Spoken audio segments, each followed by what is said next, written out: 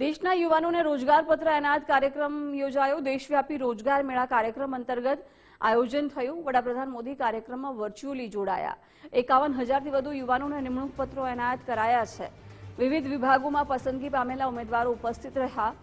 રોજગાર મેળા કાર્યક્રમમાં દર્શનાબેન વાઘેલાએ નિવેદન આપ્યું, હવે તમે સરકારનો એક ભાગ બનવા જઈ રહ્યા છો।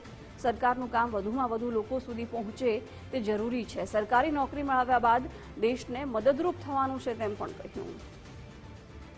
51,000થી વધુ યુવાનોને નિમણૂક પત્રો એનાયત થયા છે। આજે વડાપ્રધાન મોદી કાર્યક્રમમાં વર્ચ્યુઅલી જોડાયા હતા। વિવિધ વિભાગોમાં પસંદગી પામેલા ઉમેદવારો છે ઉપસ્થિત રહ્યા। રોજગાર મેળા કાર્યક્રમમાં દર્શનાબેન વાઘેલાએ પણ નિવેદન આપ્યું હતું, કહ્યું કે હવે તમે સરકારનો એક ભાગ બનવા જઈ રહ્યા છો।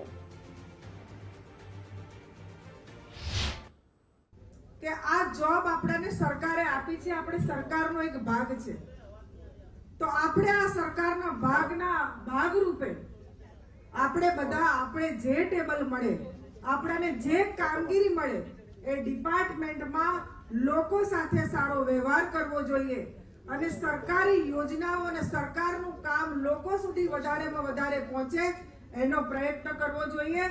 અને હું એમ કહું છું કે સરકારી નોકરી ઘણી વખત લોકોને એવું થઈ જાય છે કે હવે અમને કોઈ અહીંયાથી બહાર કાઢવાનું નથી, ત્યારે ઘણા બધાના વ્યવહારો પણ બદલાઈ જતા હોય છે।